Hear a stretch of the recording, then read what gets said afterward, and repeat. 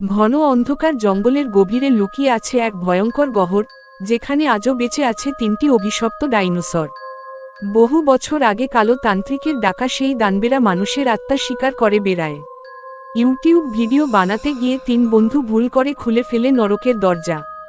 তারপর শুরু হয় মৃত্যু, আতঙ্ক আর রক্তের বিভীষিকা। রাত বাড়ার সঙ্গে সঙ্গে জেগে ওঠে ভয়ঙ্কর প্রাণীগুলো, আর বনজুড়ে শোনা যায় তাদের গর্জন। কে বাঁচবে আর কে হারিয়ে যাবে সেই অন্ধকার গহ্বরে?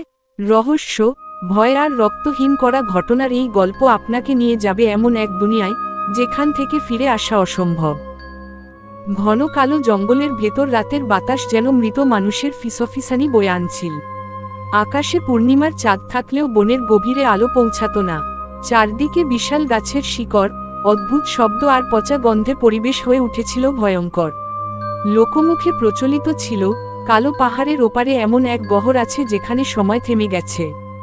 সেখানে আজও বেঁচে আছে প্রাগৈতিহাসিক দানবেরা, আর যারা সেখানে যায় তারা আর কখনো ফিরে আসে না।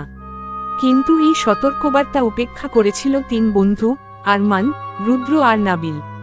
তারা ছিল ইউটিউবের অ্যাডভেঞ্চার ভিডিও নির্মাতা। ভূতের জায়গা, অভিশপ্ত বাড়ি, রহস্যময় বন, এসব নিয়েই ভিডিও বানাতো। একদিন তারা একটি পুরনো ডায়েরি পায়, যেখানে আঁকা ছিল বিশাল তিনটি ডাইনোসরের ছবি আর নিচে লেখা, রাত 12টায় গহ্বর খুলবে, 3 রক্তপিপাসু প্রাণী জেগে উঠবে। এই কথাগুলো পড়েই রুদ্র উত্তেজিত হয়ে বলল, দোস্ত, এটা যদি সত্যি হয় তাহলে আমাদের ভিডিও ভাইরাল হয়ে যাবে। নাবিল ভয়ে কাপা গলায় বলল, আমার মনে হয় এখানে কিছু একটা অস্বাভাবিক আছে। আরমান হাসল, ভূত টুতো কিছু না, চল কালই যাই।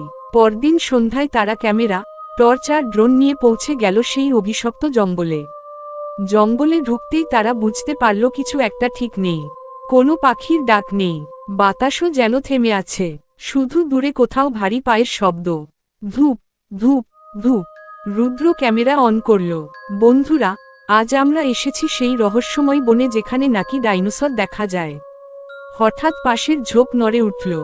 নাবিল চিৎকার করে উঠল, ওখানে কে? ঝোপের ভেতর থেকে বেরিয়ে এল এক অদ্ভুত প্রাণী। দেখতে ছোট ডাইনোসরের মতো, কিন্তু তার চোখ ছিল মানুষের মতো লাল। প্রাণীটা কয়েক সেকেন্ড তাকিয়ে থেকে হঠাৎ জঙ্গলের অন্ধকারে মিলিয়ে গেল। আরমান অবাক হয়ে বলল, এটা কি সত্যি ডাইনোসর?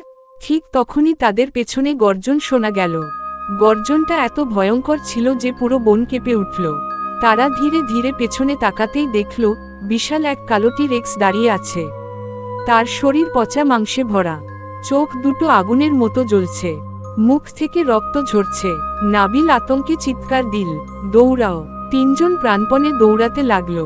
ডাইনোসরটা পেছনে থেকে গাছ ভাঙতে ভাঙতে তাদের ধাওয়া করছিল। ধা, ধুম, গর্জন। রুদ্র ক্যামেরা হাতে দৌড়াতে দৌড়াতে বলছিল, এটা সত্যি হতে পারে না। হঠাৎ আরমান পা পিছলে একটা গর্তে পড়ে গেল। নিচে পড়তেই সে দেখতে পেল বিশাল এক ভূগর্ভস্থ গুহা। গুহার দেয়ালে অদ্ভুত চিহ্ন আঁকা, আর মাঝখানে ছিল 3টি বিশাল পাথরের ডিম। ঠিক তখন উপরে থেকে রুদ্র আর নাবিলও নিচে পড়ে গেল। গুহার বাতাসে পচা গন্ধ, দূরে কোথাও পানির শব্দ। নাবিল ফিসফিস করে বলল, আমরা কোথায় এসেছি? হঠাৎ গুহার ভেতর গম্ভীর কণ্ঠ ভেসে এল, তোমরা নিষিদ্ধ দরজা খুলে ফেলেছ। তারা ভয়ে চারদিকে তাকাতে লাগল। অন্ধকার থেকে ধীরে ধীরে বেরিয়ে এল এক বৃদ্ধ। তার লম্বা সাদা চুল, হাতে অদ্ভুত লাঠি। বৃদ্ধ বলল, এই বন অভিশপ্ত। বহু বছর আগে এক কালো তান্ত্রিক মৃত ডাইনোসরের আত্মা ফিরিয়ে আনে। আরমান কাপা গলায় বলল, তাহলে ওই দানবগুলো? বৃদ্ধ মাথা নাড়ল, ওরা জীবিত নয়, ওরা অভিশপ্ত আত্মা। ঠিক তখনই গুহা কেঁপে উঠল। পাথরের ডিমগুলো ফেটে যেতে শুরু করল। ফাটল থেকে বেরিয়ে এল 3টি ভয়ঙ্কর প্রাণী। একটির বিশাল ডানা, একটির লম্বা দাঁত, আরেকটির পুরো শরীর আগুনে জ্বলছে। তাদের চোখে ছিল মানুষের আত্মার মতো যন্ত্রণা। বৃদ্ধ আতঙ্কে চিৎকার করল, ওরা জেগে উঠেছে। হঠাৎ আগুনে মোড়া ডাইনোসরটা বৃদ্ধের ওপর ঝাঁপিয়ে পড়ল। এক মুহূর্তে বৃদ্ধের শরীর আগুনে পুড়ে ছাই হয়ে গেল। 3 বন্ধু হতভম্ব হয়ে গেল। তারপর প্রাণীগুলো ধীরে ধীরে তাদের দিকে এগিয়ে আসতে লাগল। রুদ্র কাঁদতে কাঁদতে বলল, আমরা এখান থেকে বের হব কিভাবে? হঠাৎ গুহার দেয়ালে একটি দরজা দেখা গেল। আরমান বলল, ওটাই হয়তো বের হওয়ার রাস্তা। তারা দৌড়াতে লাগল, কিন্তু ডাইনোসরগুলোও পেছনে থেকে তাড়া করছিল। গুহার ভেতর তখন শুধু গর্জন আর চিৎকার। নাবিল দৌড়াতে দৌড়াতে হঠাৎ থেমে গেল। তার সামনে দাঁড়িয়ে ছিল ছোট সেই লালচোখ প্রাণীটা। কিন্তু এবার প্রাণীটা মানুষের কণ্ঠে বলল, পালিয়ে লাভ নেই। নাবিল ভয়ে জমে গেল। প্রাণীটা ধীরে ধীরে নিজের রূপ বদলাতে লাগল। মুহূর্তের মধ্যে সেটা এক ছোট মেয়েতে পরিণত হলো। তার চোখ থেকে রক্ত পড়ছে। সে বলল, এই বনে যারা আসে তারা সবাই মারা যায়। হঠাৎ তার মুখ ছিঁড়ে বিশাল দাঁত বেরিয়ে এল।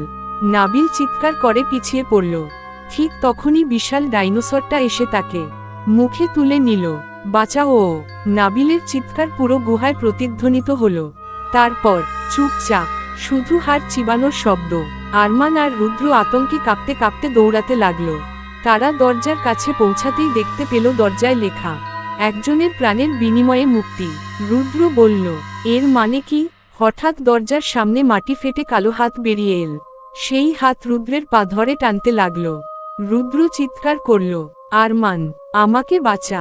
আরমান তার হাত ধরল, কিন্তু কালো হাতের শক্তি অনেক বেশি ছিল। একসময় রুদ্র অন্ধকারে টেনে নিচে চলে গেল। তার শেষ চিৎকার ধীরে ধীরে মিলিয়ে গেল। এখন শুধু আরমান বেঁচে। সে কাঁদতে কাঁদতে দরজা খুলল। দরজার ওপাশে ছিল আরেক জগৎ। চারদিকে লাল আকাশ, মৃত গাছ, কঙ্কাল ছড়ানো মাটি, আর দূরে দাঁড়িয়ে আছে শত শত ডাইনোসর। সবগুলোর চোখ জ্বলছে। হঠাৎ তাদের সবাই একসাথে আরমানের দিকে তাকালো। তারপর গর্জন, পুরো পৃথিবী কেঁপে উঠল।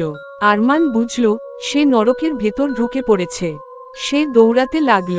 পেছনে শত শত দানব ধাওয়া করছে। হঠাৎ সে দূরে একটা পুরনো মন্দির দেখতে পেল।